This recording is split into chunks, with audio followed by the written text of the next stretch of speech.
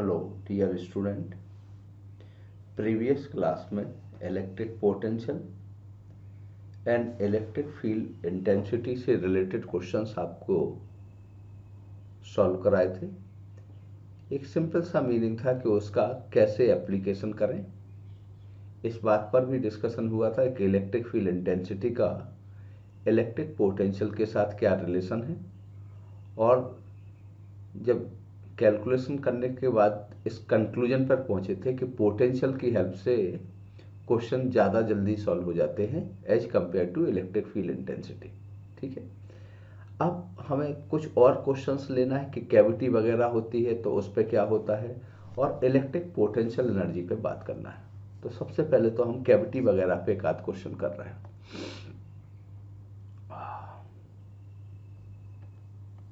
Cavity पे एक आध एग्जाम्पल हम यहाँ पे कैविटी पे ले रहे हैं।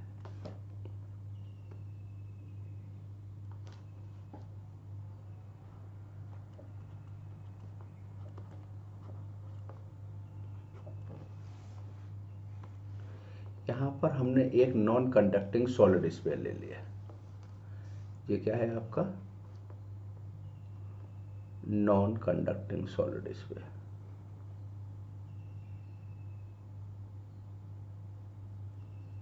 ये नॉन कंडक्टिंग सॉलिड स्फीयर ले लिया। यहाँ पर एक ये इसका सेंटर होगा, यहाँ पर एक कैविटी बना दी, ये कैविटी बना दी। ये नॉन कंडक्टिंग सॉलिड स्फीयर है और ये कैविटी बना दी।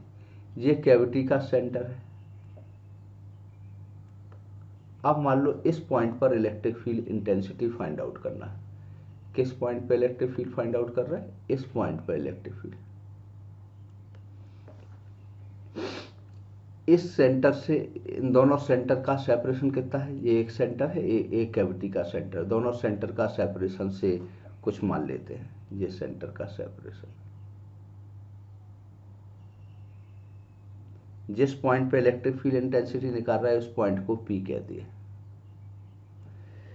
ठीक है, इसकी चार्ज की वजह से इस P पॉइंट पर इलेक्ट्रिक फील्ड की डायरेक्शन आपको पता है, ऐसी आ जाएगी। इस P पॉइंट पर इलेक्ट्रिक फील्ड की डायरेक्शन ऐसी आएगी, और इस चार्ज की वजह से इस कैविटी के सेंटर की वजह से यहाँ पे इलेक्ट्रिक फील्ड की डायरेक्शन ऐसी आ जाएगी। ठीक है ना, ये इस कैविटी का सेंटर है। क्वेश्चन ये है इलेक्ट्रिक फील्ड इंटेंसिटी मैं क्या कैलकुलेट कर रहा हूं? Electric field intensity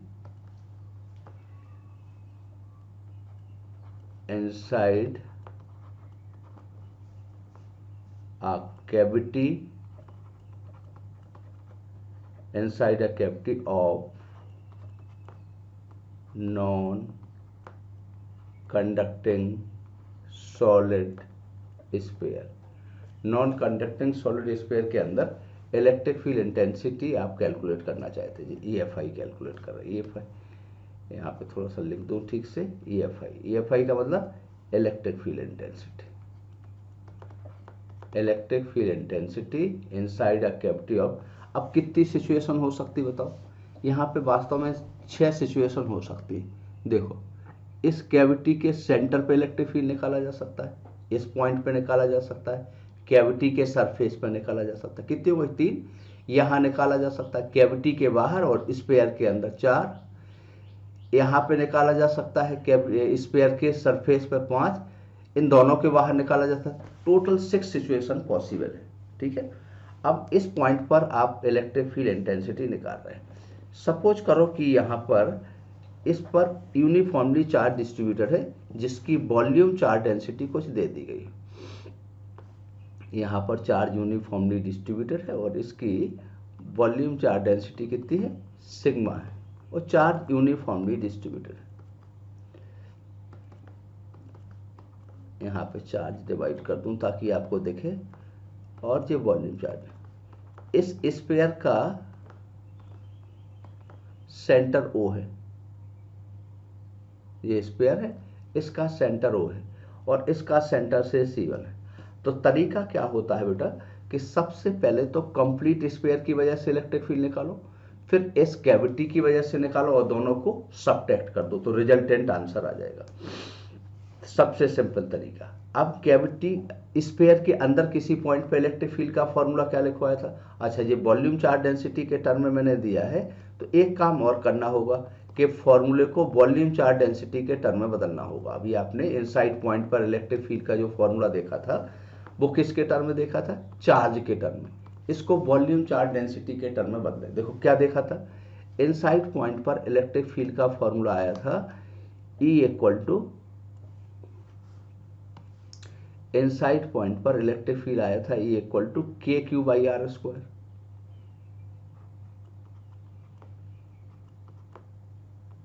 one upon 4 pi epsilon naught K Q R by R Q, K Q R by R Q. याद है ऐसा फॉर्मूला आया था? अब अगर इस फॉर्मूले को ध्यान से देखा जाए तो 3 का मल्टीप्लिकेशन यहां कर दें और 3 का यहां कर दें तो कोई फर्क तो पड़ेगा नहीं। समझ में आ रहा? चलो, यहां पे अगर मैंने 3 का मल्टीप्लिकेशन कर दिया और यहां भी 3 का कर दिया तो अब तो कोई फर्क नहीं पड़ा। तो क्या आ गया बताओ? ऐसा क्यों कर दिया? क्योंकि वॉल्यूम चार्ज। अब 4/3 पाई आर क्यू को वॉल्यूम करोगे, चार्ज बाई वॉल्यूम, तो कितना आ जाएगा? Rho R over 3 epsilon naught, rho R over 3 epsilon. Surface पे निकालोगे तो कितना आएगा?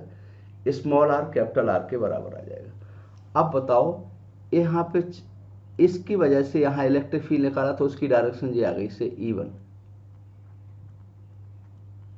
इसकी वजह से यहाँ इलेक्ट्रिक फील्ड निकाला तो इसकी डायरेक्शन आ गई E2। तो पहले E1 निकाल रहे हैं। क्या निकाल रहे हैं? E1 कैलकुलेट कर रहे हैं। तो E1 की वैल्यू कितनी आ जाएगी? यहाँ पे E1 की वैल्यू आ जाएगी, अगर यहाँ निकाला जाए तो E1 की वैल्यू कितनी आएगी? वेक्टर का साइन लगा दें तो इलेक्ट्रिक फील्ड का फॉर्मूला है रो। अगर यहां से यहां तक का डिस्टेंस r मान लें,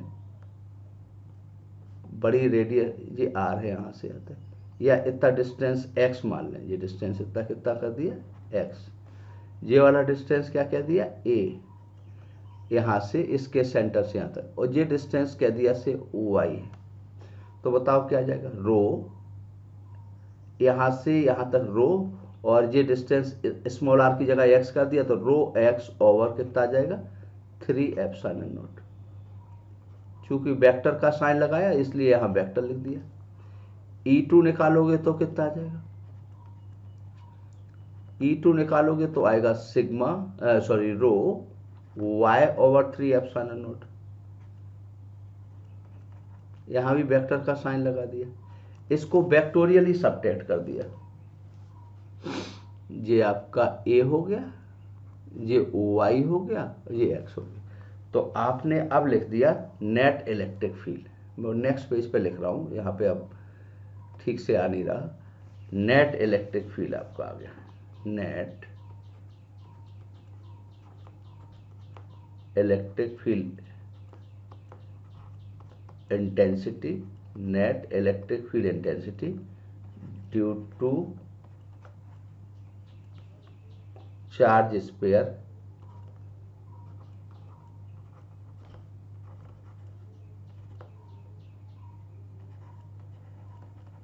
in the cavity.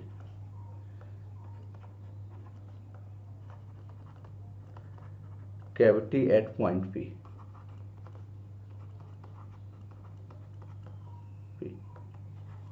कितना आ जाएगा? E नेट निकाला,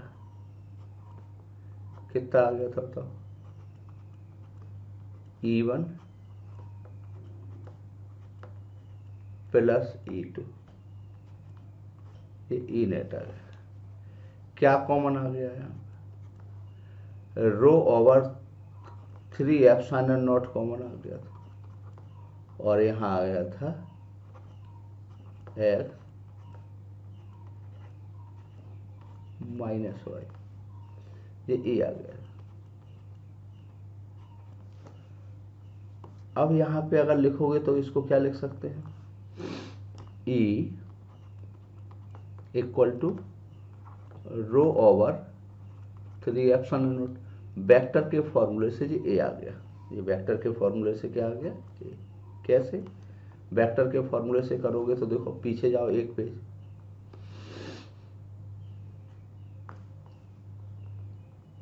एक पेज पीछे जाना है। तो देखो यहाँ पे वेक्टर के फॉर्मूले से अगर यहाँ लिखना चाहें तो क्या लिखोगे, A plus Y equal to X लिखोगे। क्या लिखते हैं यहाँ पे, vector A plus vector Y equal to vector X आ जाता है। Vector X minus Y A आ जाएगा। एक चीज और पता चली कि कैविटी के अंदर किसी भी पॉइंट पे देखेंगे तो इलेक्ट्रिक फील्ड कैसा है, जीरो नहीं है बट कांस्टेंट है। Electric field inside the cavity कितना है, it not zero but constant. मेरी बात समझ में आ रही, यहाँ पे क्या कर सकते हैं, electric field intensity inside the cavity is electric field intensity, यहाँ पे लिखना चाहें तो थोड़ा सा लिख दें, या और आगे वाले पेज पे लिख दें, इलेक्ट्रिक फील्ड इंटेंसिटी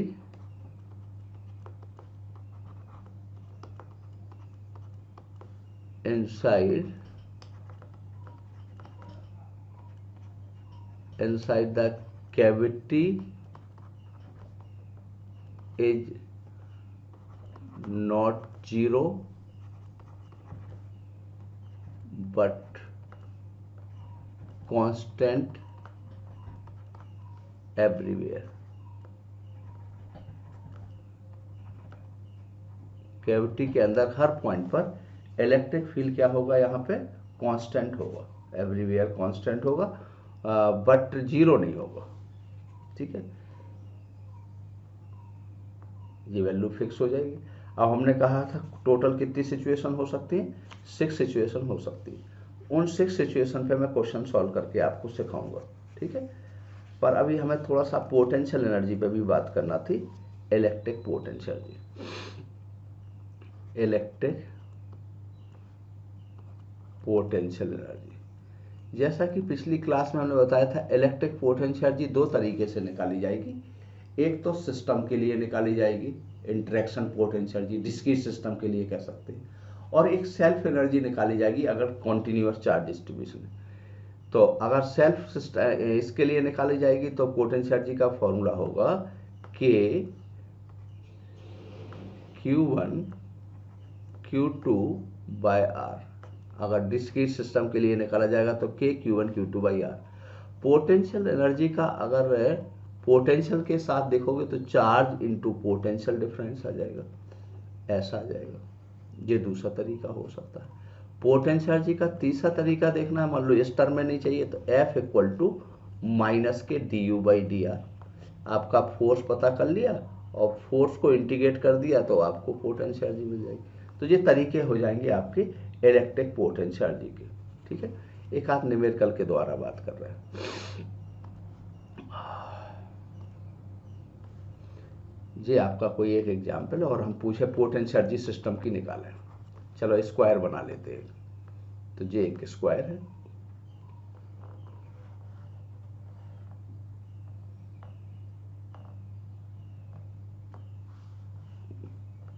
और स्क्वायर के कॉर्नर पर यहां चार्ज रखें।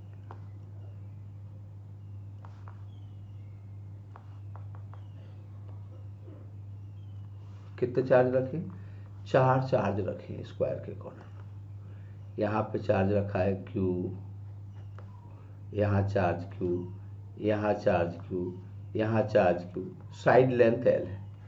सिस्टम की पोटेंशियल एनर्जी निकालें।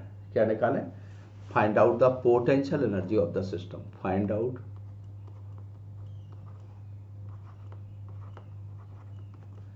इलेक्ट्रिक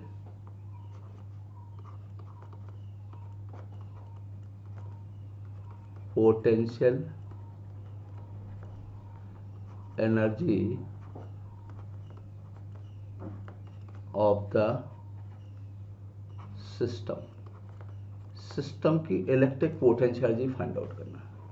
ये पॉइंट है ए बी सी डी। तो अब बताओ ए के द्वारा बी पे कैलकुलेट करोगे, बी के द्वारा सी पे, सी के द्वारा डी पे, डी के द्वारा ए पे, डी के द्वारा बी पे और सी के द्वारा बी पे। टोटल कितने टर्म आएंगे? 6 टर्म आएंगे। अच्छा टर्म कैसे पता करें?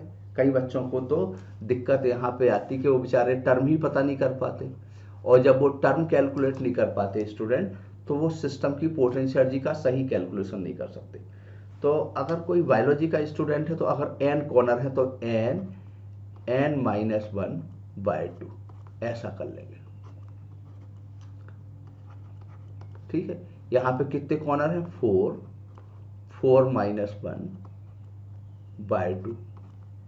तो टोटल कितने टर्म आएंगे? 6 टर्म आएंगे। हमने काउंट करा दिया। ए से बी पे आएगा 1 टर्म, बी से सी पे 1, सी से डी पे 1, डी से ए पे 1, 4 हो गए। फिर डी से बी पे 5वां और ए से सी पे 6वां होगा। ठीक है, हालांकि आपको जो मैथमेटिक्स के स्टूडेंट होगा वो कैसे करेंगे? 4 कॉम्बिनेशन 2 के, तो factorial 4 over factorial 2 into factorial 2। NCR का फॉर्मूला लगा दिया। क्या लिखा है यहाँ पे? एनसीआर यानी factorial N over factorial R factorial N minus R. ठीक है, लेकिन हमने चूंकि ये अगर कोई सिंपल स्टूडेंट जिसको फैक्टोरियल वगैरह का आइडिया नहीं है, वो सिंपल इस तरीके से कर सकते n-1/2। ठीक, n नंबर ऑफ कॉर्नर है तो n-1/2 आ गया। अब इस सिस्टम की हम पोटेंशियल एनर्जी निकाल रहे हैं।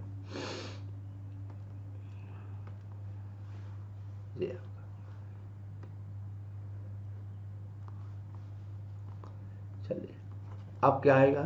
सिस्टम की पोटेंशियल एनर्जी निकालोगे तो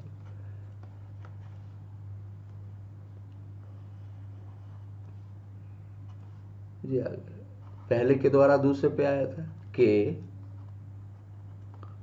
क्यू स्क्वायर बाय एल, ऐसे 4 टर्म।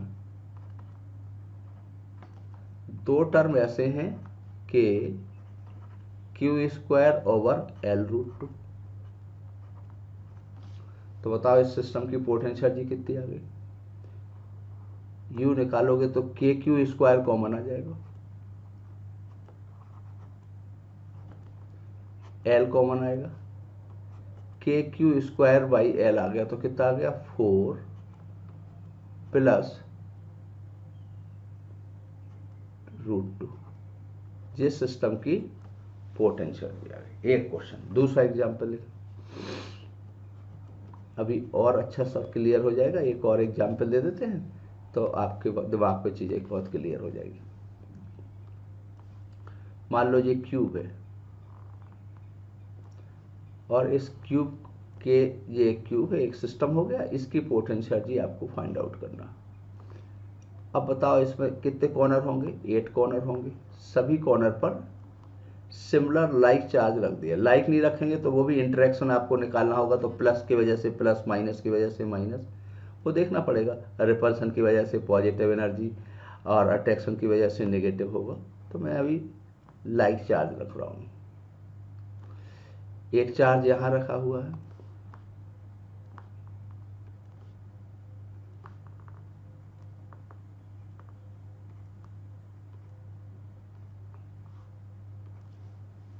ये 8 चार्ज है, और इसकी साइड लेंथ L कह दी, इसकी साइड लेंथ कह दी L। अब सिस्टम की पोटेंशियल एनर्जी निकालना। तो कितने हो जाएंगे? अब टर्म कितने आ जाएंगे? 8 -1/2 28 टर्म होंगे। 12 टर्म ऐसे होंगे जिसमें 2 चार्जेस के बीच का सेपरेशन L है।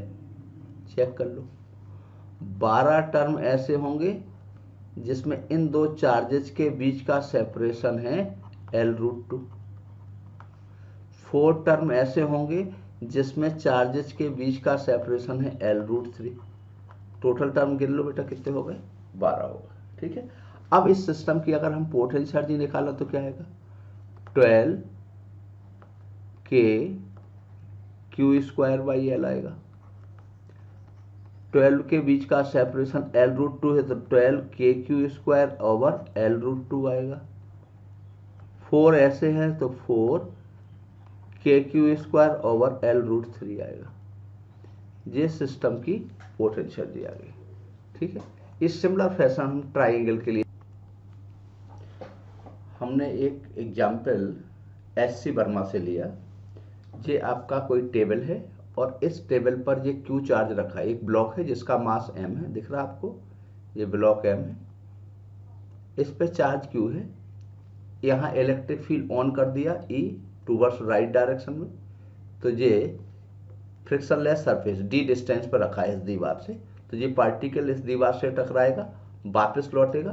तो इसका टाइम पीरियड फाइंड आउट करना। क्या फाइंड आउट करना है? टाइम पीरियड फाइंड आउट करना। और ये भी बताना है इस ऑसिलेटरी मोशन का टाइम पीरियड फाइंड आउट करना है। और ये बताना कि ये ऑसिलेटरी मोशन क्या SHM करेगा या नहीं। ऑसिलेटरी तो है पर ये SHM करेगा या नहीं। This is the oscillatory motion, so इसका टाइम पीरियड फाइंड आउट करना। मुझे लगता है क्वेश्चन तो समझ में आ गया होगा। यहाँ से इसको अगर आपने ई इलेक्ट्रिक फील्ड ऑन कर दिया तो इधर की तरफ फोर्स लगेगा, ये इस दीवार से टकराएगा, दीवार से टकरा के फिर वापस आएगा, तो ये ऑसिलेटरी मोशन करेगा। तो इसका टाइम पीरियड बताना है। आपको ये भी बताना है साथ ही साथ कि क्या ये SHM भी करेगा या नहीं, इट इज परफॉर्म SHM और नॉट। तो सबसे पहले तो यहाँ पे निकालो कि एसिलेशन कितना होगा।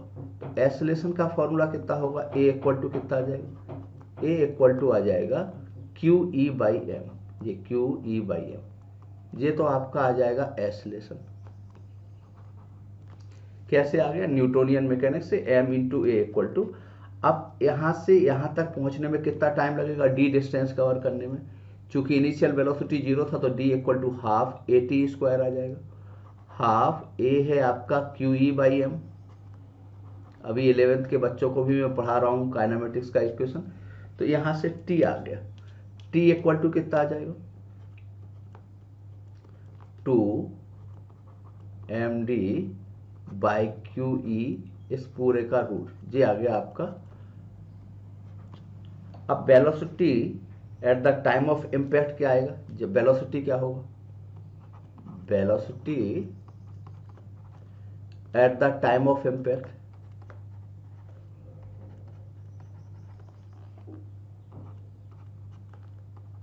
जब ये इससे टकराएगा, कोलाइड करेगा, तो उस समय वेलोसिटी कितना आ जाएगा? तो v equal to √2AD, two √2AD, two A है QE by M,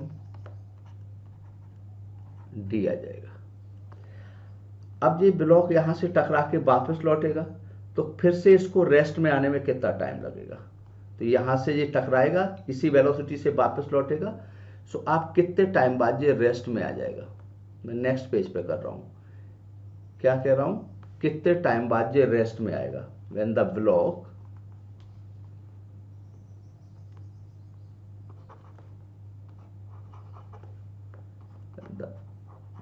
rebound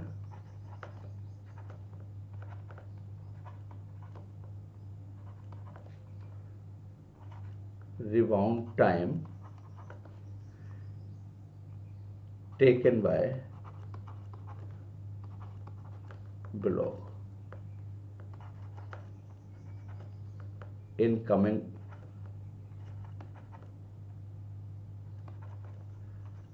to rest। तो बताओ कितना आ जाएगा? रेस्ट में आने के लिए v equal to final velocity 0, initial velocity कितना है? v equal to u minus AT। u आपका अभी अभी निकाला था कितना? √2QED by M। b equal to u minus A निकाला था QE by M into T आ जाएगा। तो यहाँ से T आ गया कैलकुलेट करने पर, T आ गया √md बाय QE। इसका मतलब है ऑसिलेटरी में जीरो वेलोसिटी से वहां तक पहुंचने के लिए एक्सट्रीम वेलोसिटी तक पहुंचने का जो टाइम होगा वो t/4 होगा। तो अगर टाइम पीरियड निकालना है तो t इक्वल टू कितना आ जाएगा 40, 4 से मल्टीप्लाइड कर दो तो आपका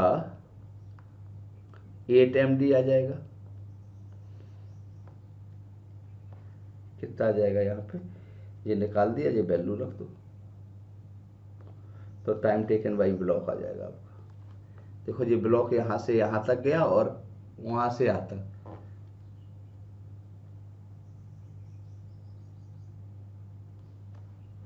एक मिनट, ये ब्लॉक था यहाँ पे दीवार पे, यहाँ से यहाँ तक गया और यहाँ से यहाँ तक वापस आने पर फिर वेलोसिटी 0 हो गई, यानी 2t करना पड़ेगा। सॉरी, क्या करना होगा 2t, क्योंकि ये t और t/4 तो जो वैसे ही हो गया था। सो ये 2t आ जाएगा। एक मिनट, गलत लिख दिया यहाँ पे। देखो 2t क्यों कर रहा हूँ मैं, फिर से एक्सप्लेन कर दूँ। यहाँ से यहाँ तक जाने का टाइम होगा t/4 फिर t/4, या जहाँ था वहीं पे अगर आ जाए इक्विलिब्रियम से तो इक्विलिब्रियम पोजीशन से पहले एक्सट्रीम गया होगा फिर एक्सट्रीम से, तो ये t/2 होता तो 2t आ जाएगा, 2t आ जाएगा। यहाँ पे आपको ये भी पता चल रहा कि जो रीस्टोरिंग फोर्स है वो x पर इंडिपेंडेंट है। रीस्टोरिंग फोर्स जो लग रहा है वो x पर, restoring force not depend x, restoring force constant आया था रीस्टोरिंग फोर्स, क्योंकि acceleration constant, not depend on x, x पे डिपेंड नहीं कर रहा। इसका मतलब this is not, this it is not act SHM, it perform only oscillity, it perform only oscillatory without SHM, oscillatory नहीं करेगा, ये केवल SHM होगा। नया एग्जाम्पल ले रहा हूँ जिसमें आपका, मैं एक ऐसा एग्जाम्पल ले रहा हूँ, थोड़ा सा मैं फिर से लिखे दे रहा हूँ कि इसमें क्या क्या यूज करूँगा। Motion of charge particle and conservation of linear momentum. Motion of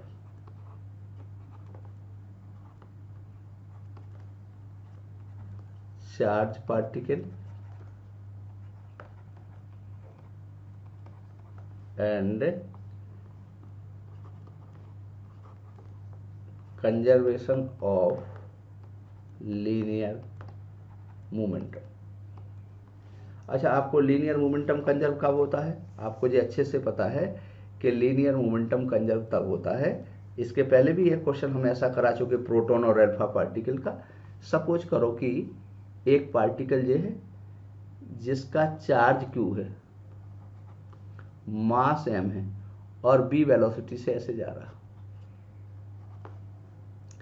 यहां पर कोई पार्टिकल और रखा है जो कि रेस्ट में है, इस पर भी चार्ज q है, मास m है, ये रेस्ट में है, ये रेस्ट में। अब ये इसके पास जाएगा तो ये इसको रिपेल करेगा, तो आपको निकालना closest approach, closest approach of two particle. क्या निकालना है, find out closest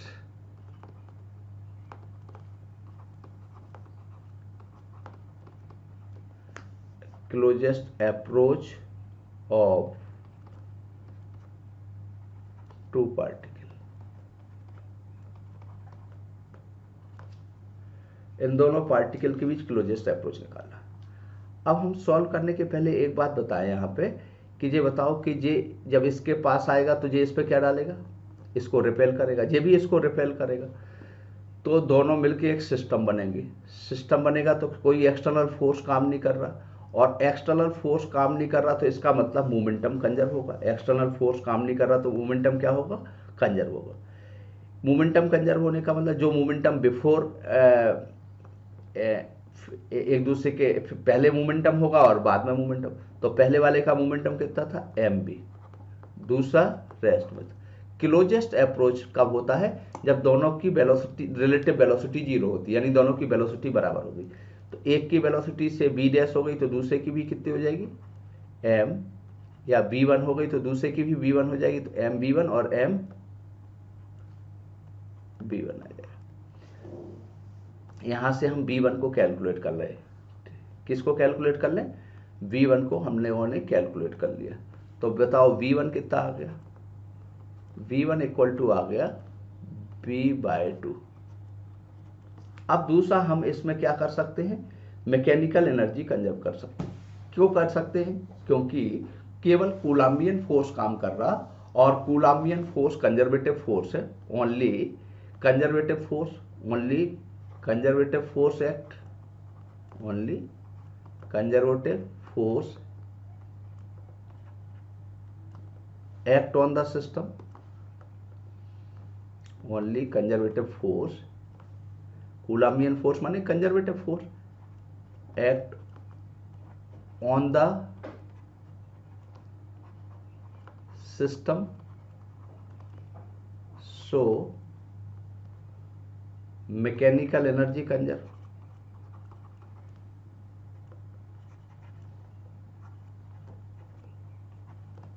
mechanical energy conserve हो गई। अब मैकेनिकल एनर्जी कंजर्व होने का मतलब पहले काइनेटिक और पोटेंशियल का सम, तो पहले काइनेटिक कितना था, हाफ एम बी स्क्वायर एक का, दूसरा रेस्ट में था, इनके बीच का सेपरेशन बहुत ज्यादा था, पता नहीं था, तो सेपरेशन इनफाइनाइट मान लें, तो पोटेंशियल जी जीरो। अब क्या आ जाएगा, पहले की काइनेटिक एनर्जी कितनी आएगी, हाफ एम v1 स्क्वायर। अच्छा, ये भी जरूरी नहीं कि हमेशा मास बराबर हो, मैंने तो कैलकुलेशन की सिंप्लिसिटी के लिए मास बराबर ले लिए, half M v1 square, half M v2 square, और पोटेंशियल एनर्जी आ गई K Q square by R minimum. यहां से कैलकुलेट करें तो हाफ एम बी स्क्वायर और ये आ गया एम v1 स्क्वायर, देखो M v1 square, M v1 square half से हाफ कट गया तो एम v1 स्क्वायर आ गया एम, और v1 स्क्वायर आ गया v/2, तो v square by 4 equal to क्या आ गया, K Q square by R minimum. तो यहां आर मिनिमम कितना आ गया, आर मिनिमम इक्वल टू आ गया 4 K Q square by M B square. ऐसा हम लोग बहुत ज़्यादा यूज करते हैं, कहाँ पे, रदरफोर्ड एक्सपेरिमेंट में भी बताते थे, जहाँ पे closest approach of alpha particle निकालते थे। जी आ जाएगा आपका, इज इट क्लियर। एक आध क्वेश्चन इस पे और दे रहे, एंगुलर मोमेंटम का भी यूज करें, ऐसा कोई क्वेश्चन दे। अब आपका लिख लें, नेक्स्ट एग्जाम्पल लिख रहे,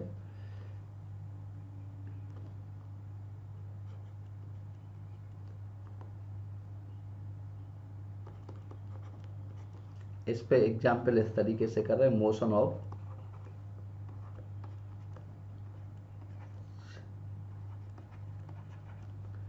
charge particle and conservation of angular momentum. ये कोई पार्टिकल है, देखो ऐसे जा रहा है, ये पार्टिकल है ऐसे जा रहा है, जिस पर चार्ज से Q1 है, मास m है, और ये v वेलोसिटी से ऐसे जा रहा है। यहां पर एक पार्टिकल और रखा है, यहां ये पार्टिकल, ये परपेंडिकुलर सेपरेशन ऐसा अगर देखे तो ये डी है, ये परपेंडिकुलर सेपरेशन डी। यहाँ पे कोई पार्टिकल Q है जो कि फिक्स्ड है, ये फिक्स्ड है। अब आपको निकालना है यहाँ पे क्लोजेस्ट अप्रोच, क्या निकालना है, फाइंड आउट क्लोजेस्ट अप्रोच।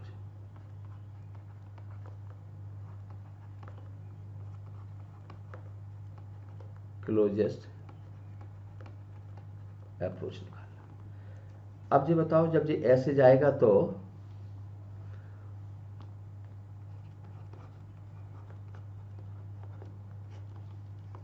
ये कैसा आएगा, इसके द्वारा ऐसे ये जाएगा पार्टिकल, वो मैं नेक्स्ट पेज पे ही बना पाऊंगा। ये इसको क्या करेगा, रिपेल करेगा, तो ऐसे ये रिपेल करेगा तो ऐसे आएगा, ऐसे आएगा, ऐसे यहाँ पे। तो क्या कंजर्व होगा आपका, एंगुलर मोमेंटम कंजर्व होगा। इस केस में क्या कंजर्व होगा, एंगुलर। अच्छा देखो, ये जो फोर्स लगेगा कहीं पे भी देखा जाए, मान लो ये पार्टिकल ऐसे जा रहा, ध्यान से देखें, ये Q1 पार्टिकल है जिसका मास Q है, तो ये पार्टिकल ऐसे जा रहा, ये इसको रिपेल करेगा तो ये ऐसे जा रहा, ये पार्टिकल यहाँ है, ऐसे जाने के बाद ये पार्टिकल ऐसे आ रहा है, ऐसे। अब बताओ जी, अगर इसकी पास की शॉर्टेस्ट डिस्टेंस है तो ये शॉर्टेस्ट डिस्टेंस हो गई मिनिमम। कहीं पे भी देखोगे यहाँ से यहाँ मिलाओगे तो इस पर एक फोर्स काम करेगा। ऐसा फोर्स काम करने का मतलब कि इस पॉइंट के अबाउट, फिक्स पॉइंट के अबाउट टॉर्क जीरो होगा, क्योंकि फोर्स इसी पॉइंट से बाईपास हो रहा, तो टॉर्क जीरो हो गया। क्या जीरो हो गया, टॉर्क, एक्सटर्नल टॉर्क जीरो होगा। एक्सटर्नल टॉर्क जीरो होगा, इसका मतलब एंगुलर मोमेंटम कंजर्व होगा। क्या कंजर्व होगा, एंगुलर मोमेंटम। अब मान लो कि ये बी वेलोसिटी से जा रहा था, सेपरेशन डी था, तो बताओ पहले एंगुलर मोमेंटम का था M B perpendicular distance D, फिर यहाँ वेलोसिटी कुछ हो गई से बी डैश हो गई, और इनके बीच का मिनिमम सेपरेशन आर मिनिमम।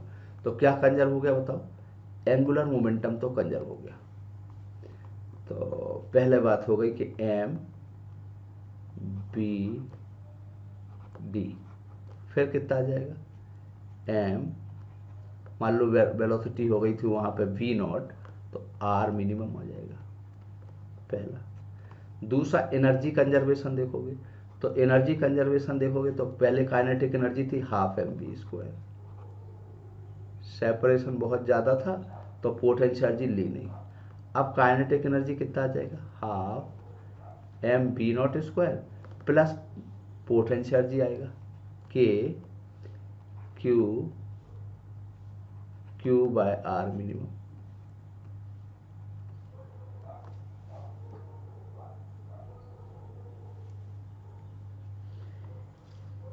देखो यहाँ पे कौन कौन सी एनर्जी थी,